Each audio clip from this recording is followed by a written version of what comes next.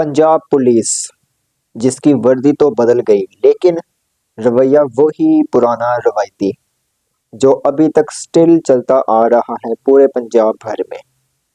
आप लोग मेरी बात को समझ ही गए होंगे कि पंजाब पुलिस जिसके नाम से बड़े बड़े मुजरिम घबराते हैं, मुजरिम भी घबराते हैं, आम आवाम भी घबराती है। क्योंकि आपको पता है हमारी जो पुलिस है माशाल्लाह उसका एक इमेज बिल्ड है, एक ऐसा इमेज बिल्ड है जो कि नाकाबिले बयान है। और आपको पता है कि महकमे में करप्शन भी काफ़ी ज़्यादा है और उसके अलावा साथ ही साथ प्रोफेशनलिज्म का ना होना, ये भी एक बहुत बड़ा मसला है पंजाब पुलिस में। पंजाब पुलिस की सबसे बड़ी खसूसियत आपको पता है कि डंडे की ज़ोर पर कोई भी जुर्म कबूल करवाना मुजरिम से हो तो वो पंजाब पुलिस अच्छे तरीके से जानती है। ये बात बाद में देखी जाएगी कि अगला बंदा जिसके ऊपर सिर्फ चार्ज है या एक्यूज्ड है वो कल्प्रिट है या नहीं है, पहले बस जुर्म कबूल करवाना है। लेकिन अब जो वाकया इन 2 दिनों के दौरान देखने में आया है टीवी स्क्रीन्स पर, सोशल मीडिया पर, उसने सबको चौंका कर रख दिया हुआ है। जी बिल्कुल। और इसकी सबसे बड़ी वजह ये है कि एसएचओ, स्टेशन हाउस ऑफिसर, एक थाने को कंट्रोल जो करता है एसएचओ, उसका कत्ल हुआ है। और कत्ल भी किसके हाथों हुआ है? एक मोटर मैकेनिक के हाथों। अब ये बात सुनने में बहुत ज़्यादा क्या कहते हैं आप लोगों को शॉकिंग लग रही है कि एक मोटर मैकेनिक की क्या हैसियत हो सकती है? एक आम मैकेनिक जो है, कहाँ एक आम मैकेनिक, कहाँ एक एसएचओ जो पूरे पुलिस स्टेशन को कंट्रोल कर रहा होता है, उसका कत्ल हुआ है बड़ी क्या कहते हैं बेदर्दी के साथ।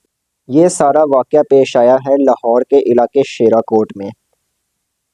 लाहौर के इलाके शेरा कोट में वाक़ थाना लाड़ी अड्डा में एक एसएचओ जिनका नाम सैफुल्ला नियाज़ी है, उनका बड़ी बेदर्दी से कत्ल हुआ है।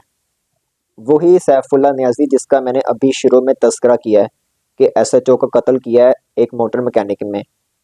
इंस्पेक्टर सैफुल्ला नियाज़ी काफ़ी टाइम से एसएचओ थे और रिसेंटली वो थाना लाड़ी अड्डा के एसएचओ मुकर्रर किए गए थे। एसएचओ सैफुल्ला नियाज़ी का कत्ल 5 गोलियां लगने से हुआ है और ये पांचों की पांचों गोलियां उस मोटर मैकेनिक ने मारी। वाकया कुछ यूं हुआ था कि सैफुल्ला नियाज़ी अपनी रिहाइशगाह पर थे जब, तो उन्होंने अपने काम के सिलसिले में एक मोटर मैकेनिक को बुलाया था। मैकेनिक जब वहां पर पहुंचा तो सैफुल्ला नियाज़ी ने क्या कहते हैं बहुत बुरे तरीके से उसको गालियां देनी शुरू कर दी। गालम गलोच का एक सिलसिला वहां पर शुरू कर दिया था और यही वजह थी जो कि सैफुल्ला नियाज़ी के कत्ल का बाइस बनी।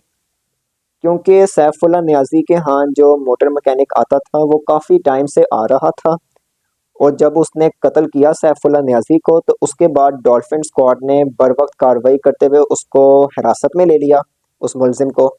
मुलजिम का नाम अदील था।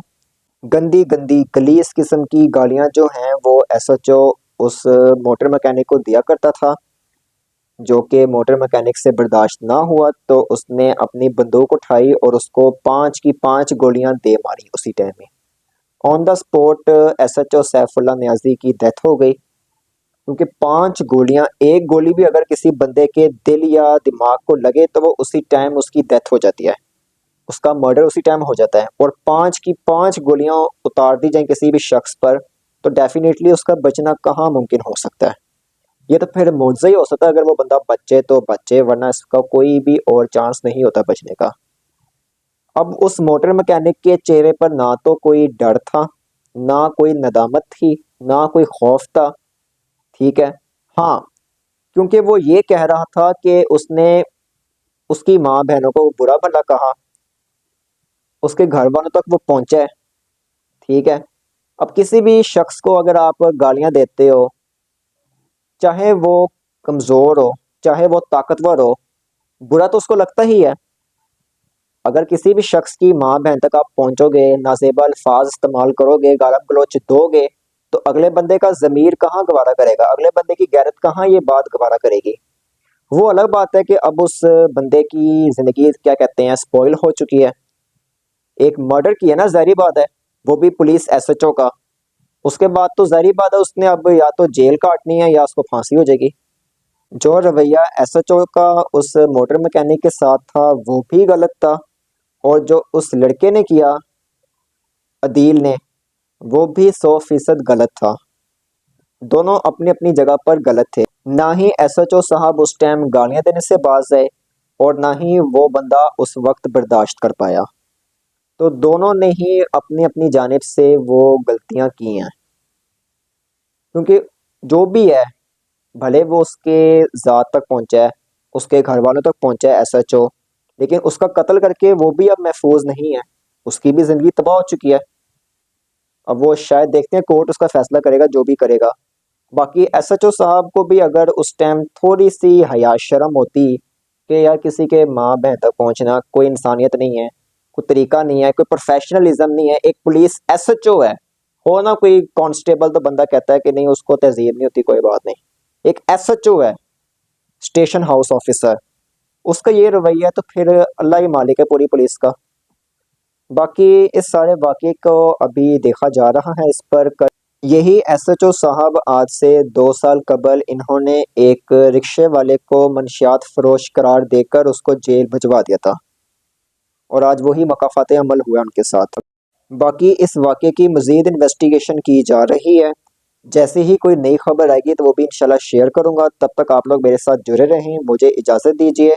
अपना और अपने प्यारों का ख्याल रखें। अल्लाह निगहबान।